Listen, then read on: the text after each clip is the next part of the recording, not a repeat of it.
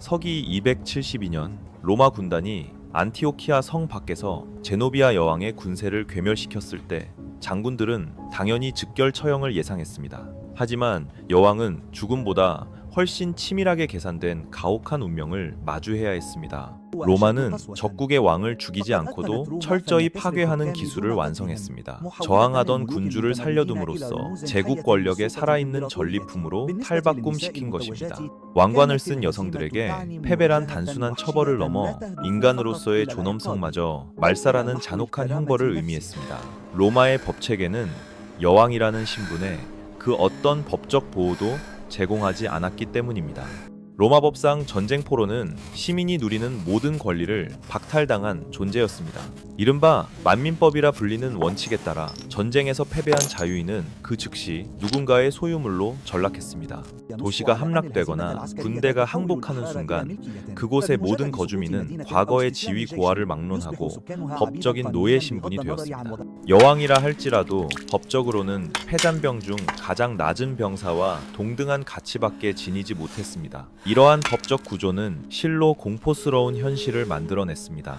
로마 시민들은 특정 형벌로부터 면제되는 특권을 누렸습니다. 시민을 채찍질하는 건 수치스러운 일이었고 재판 없는 처형은 공분을 샀습니다. 허나 왕족의 피를 가진 외국인 포로들에게는 이런 보호막이 전무했습니다. 그들은 정복자의 기분에 따라 학대당하거나 구경거리가 되고 노예로 팔리거나 살해당할 수 있었습니다. 로마법은 성별을 이유로 자비를 베풀지 않았으며 고귀한 혈통도 예외가 될 수 없었습니다. 기원전 5세기에 제정된 로마 최초의 성문법인 12표법은 이러한 원칙을 잔혹할 만큼 명확히 규정했습니다. 전쟁 포로는 로마 국가의 소유물이 되거나 병사들에게 전리품으로 분배되었습니다. 왕실의 여인들은 머리에 쓰던 왕관이 차가운 족쇄로 바뀌는 순간 자신들이 휘두르던 권력이 휴지 조각에 불과하다는 사실을 뼈저리게 깨달았습니다. 역사가 타키투스는 패배한 브리타니아 왕족들이 겪은 참상을 기록하며 한때 군대를 지휘하고 법을 집행하던 이들을 로마 장교들이 얼마나 거침없이 유린했는지 생생히 증언했습니다. 여성 포로들은 또 다른 차원의 위협에 노출되었습니다. 수세기에 걸친 정복전쟁으로 다져진 로마의 군사 문화는 사로잡힌 여성을 단순한 전쟁 전리품으로 간주했기 때문입니다. 몸값 협상이나 정치적 거래를 기다리는 소수의 고위급 포로들은 비교적 안락하게 지낼 수도 있었으나 대다수는 즉각적인 모욕을 감내해야 했습니다. 전쟁 포로와 노예의 구분은 서류상에만 존재할 뿐이었습니다. 실상 패배는 과거의 모든 지위를 녹여 없애버렸고 사로잡힌 여왕들은 로마 시민권을 가진 여성이라면 상상조차 할 수 없는 끔찍한 대우 앞에서도 무방비 상태였습니다. 왕족 포로들은 로마 개선식의 하이라이트였습니다. 개선식은 군사적 승리를 대중적인 볼거리로 변모시키는 행사였으며 사로잡힌 왕족은 이 화려한 행렬의 핵심 전시물이었습니다. 장군이 원로원으로부터 개선식 개최를 승인받으면 로마의 지배력을 만천하에 과시하기 위한 거대한 거리 행진 준비가 시작되었습니다. 행렬은 마르스 광장에서 시작해 포rum을 거쳐 카피톨리누스 언덕으로 이어졌으며 인파로 가득 찬 거리를 따라 거의 4km에 달하는 구간을 행진했습니다. 이 행렬은 보는 이들에게 심리적 충격을 극대화할 수 있도록 치밀하게 계산된 순서에 따라 진행되었습니다. 악대와 예능인들이 선두에 서고 정복한 도시의 모형과 그림을 실은 수레가 그 뒤를 따랐습니다. 이역만리에서 잡아온 맹수들이 사슬에 묶인 채 끌려오며 로마 시민들에게 군단이 정복한 낯선 세계를 엿보게 했습니다. 그 뒤를 이어 이 구경거리의 정점이라 할 수 있는 전쟁 포로들이 족쇄를 찬 채 걸어왔습니다. 포로 행렬의 맨 앞에는 사로잡힌 군주들이 섰습니다. 그들은 몰락의 비참함을 강조하기 위해 종종 화려한 왕복을 그대로 입고 있었습니다. 한때 군대를 호령하던 여왕들은 이제 조롱과 환호가 뒤섞인 군중 앞에서 사슬을 끌며 걸어야 했습니다. 이러한 대비는 의도된 연출이었습니다. 화려하게 치장했으나 밧줄에 묶여 무기력한 군주의 모습을 전시함으로써 로마는 성벽 너머 먼 곳까지 울려 퍼질 강력한 경고를 보냈습니다. 그 어떤 왕국도 로마의 손길을 피할 수 없고 어떤 왕좌도 안전하지 않다는 메시지였습니다. 개선 행렬은 단순한 축제를 넘어 복합적인 정치적 목적을 수행했습니다. 동맹국과 잠재적 적국에는 로마의 군사력을 과시하고 승리의 증거를 갈망하는 시민들의 호전적인 본능을 충족시켰습니다. 또한 로마의 팽창에 저항한 이들을 조직적으로 깎아내리는 무대이기도 했습니다. 왕족 포로들에게 개선식은 수만 개의 시선을 견디며 남은 자존심마저 발가벗겨지는 고통의 시간이었습니다. 행사는 보통 하루 종일 이어졌으며 구경꾼들이 전리품을 하나하나 뜯어볼 수 있도록 행렬은 아주 느리게 움직였습니다. 사로잡힌 여왕들은 자신의 목숨이 경각에 달했음을 알고 이 길을 걸어야 했습니다. 누군가는 살아남겠지만 누군가는 해가 지기 전에 처형될 운명이었습니다. 환호하는 로마인들 사이를 걸으며 느끼는 죽음의 공포와 불확실성 자체가 지독한 고문이었습니다. 제노비아는 황금으로 된 사슬을 감고 로마 거리를 행진했습니다. 팔미라의 여왕 제노비아는 이집트에서 아나톨리아에 이르는 거대 제국을 건설하여 동방 전역에서 로마의 권위에 정면으로 도전했던 인물입니다.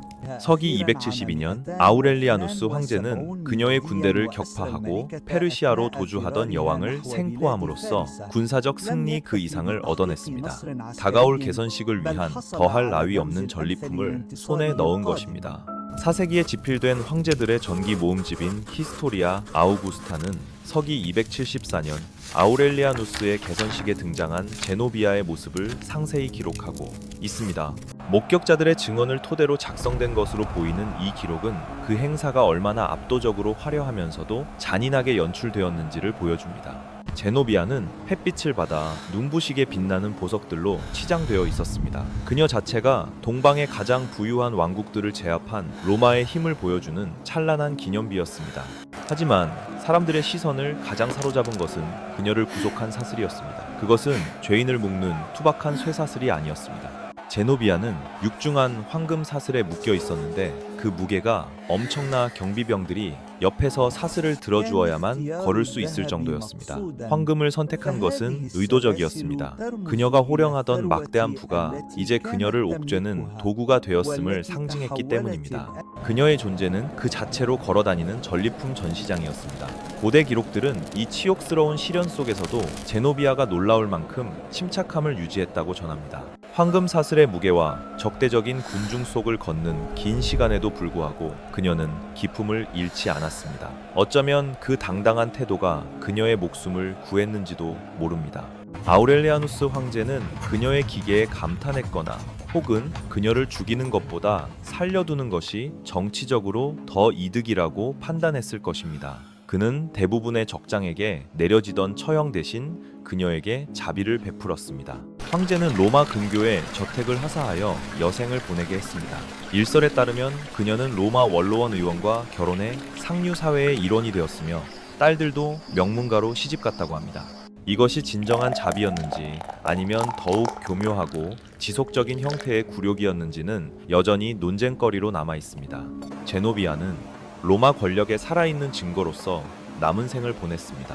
이탈리아 사교계에 머무는 그녀의 모습은 아무리 강력한 여왕이라도 결국 로마에 의존하는 신세로 전락할 수 있다는 사실을 끊임없이 상기시켰습니다. 부디카의 딸들은 로마 군단병들에게 공개적으로 유린당했습니다. 서기 60년 이케니족의 왕 프라수타구스는 사망하기 전 왕국과 가족을 보호하기 위해 유언장을 남겼습니다. 그는 영토의 절반을 네로 황제에게 바치고 나머지를 두 딸에게 물려주었는데 이 타협안이 로마의 탐욕을 채우면서도 이케니족의 독립을 지켜주리라 믿었습니다. 하지만 그 전략은 처참한 실패로 돌아갔습니다. 황실 재무관 데키아누스 카투스가 이끄는 로마 관리들은 왕의 유언을 휴지 조각 취급하며 완전히 무시해버렸습니다. 그들은 이케니족의 모든 토지와 재산을 몰수했고 왕국 전체가 로마에 귀속되었다고 선언했습니다. 부디카 여왕이 이러한 만행에 항의하자 로마는 패배한 지도자에게 왕족의 신분이 아무런 보호막이 되지 못한다는 것을 잔혹한 처벌로 증명했습니다.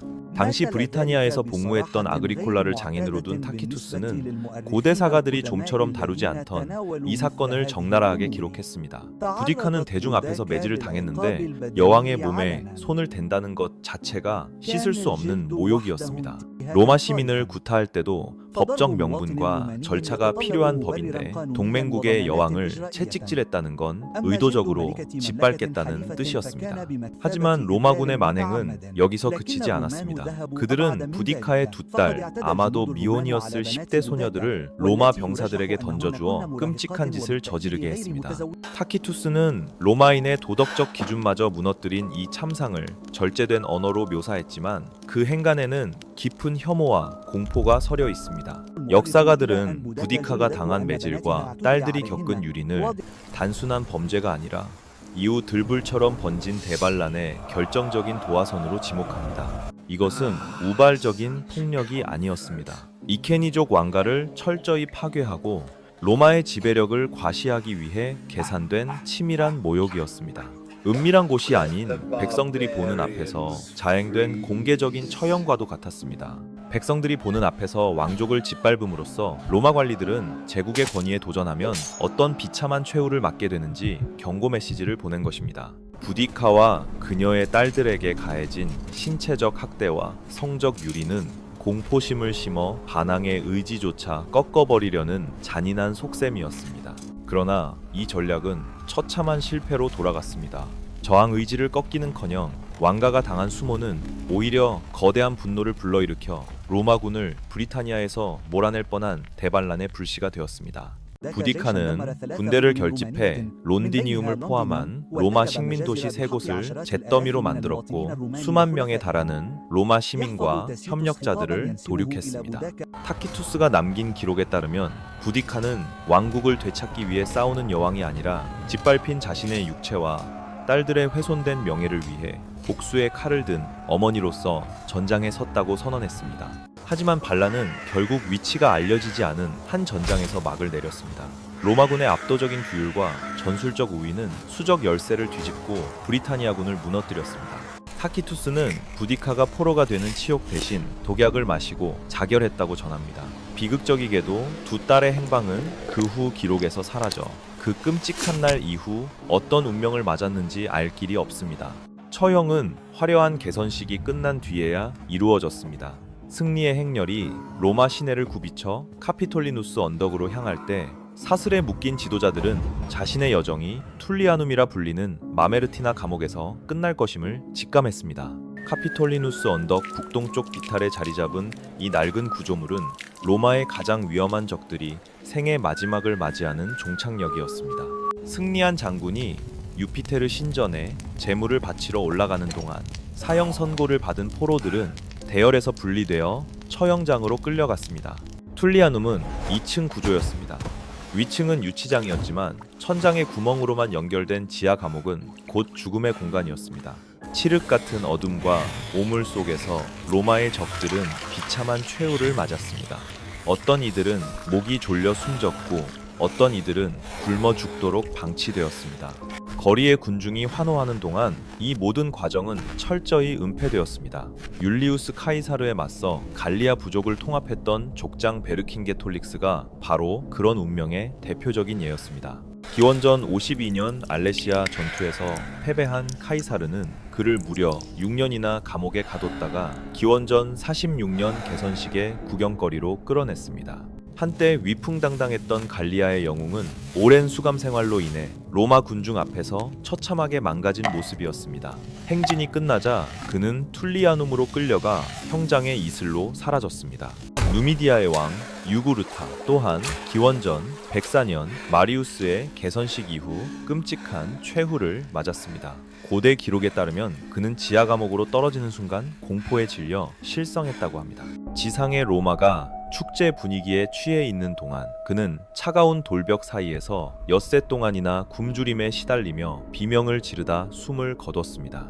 역사가 플루타르쿠스는 그가 남긴 마지막 말을 기록했는데 그는 정신착란 속에서 로마의 목욕탕은 참으로 차갑구나 라고 중얼거렸다고 합니다. 서기 70년 예루살렘 멸망과 함께 끝난 유대 반란의 지도자 시몬 바르기오라는 티투스의 개선식에 끌려다니다가 포름의 관습적인 장소에서 처형되었습니다.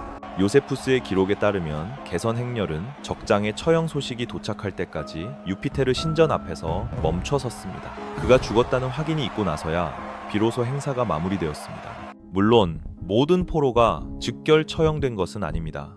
그들의 생사는 승리한 장군, 훗날 제정시대에는 황제의 손끝에 달려 있었습니다. 어떤 포로들은 로마의 승리를 영구히 박제하는 상징이나 훗날의 협상을 위한 인질로서 죽는 것보다 살아있는 편이 더 가치 있다고 판단되기도 했습니다. 하지만 죽음이 예정된 이들에게 개선식은 툴리아눔의 어둠으로 떨어지기 전에 짧은 유예에 불과했습니다. 로마군이 포로가 된 여왕들을 다루는 방식은 고대 세계의 권력 구조를 적나라하게 보여줍니다. 시민을 보호하던 법의 울타리는 정복의 최전선에서 증발해 버렸고, 왕족에게 주어졌던 존엄성 또한 패배와 함께 물거품처럼 사라졌습니다. 타키투스와 카시우스 디오 같은 고대 역사가들이 남긴 기록은 로마의 정복 전쟁 이면에 깔린 계산된 잔혹성을 우리에게 직시하게 만듭니다. 부디카의 채찍질, 제노비아를 옥죄던 황금 사슬, 개선식 후의 처형은 우발적인 만행이 아니었습니다. 이는 저항 의지를 꺾고 힘을 과시하기 위해 정교하게 설계된 정치적 쇼였습니다. 패배한 왕족들에게 가해진 조직적인 모욕은 수백 년간 로마의 적들을 공포에 떨게 하고 복종하게 만든 통치 수단이었음을 기억해야 합니다. 로마에 여전히 남아있는 마메르티나 감옥의 차가운 돌벽은 고대 문서가 찬양하는 화려한 승리가 실은 인간의 고통 위에 세워진 것임을 침묵 속에 증언하고 있습니다. 한때 군대를 호령하고 정의를 집행하던 여왕들은 구경거리로 전락했고, 그녀들의 비참함은 군중의 오락거리가 되었습니다. 파괴된 삶과 약탈당한 존엄이라는 제국이 치러야 했던 비정한 대가는 아무도 고민하지 않았습니다.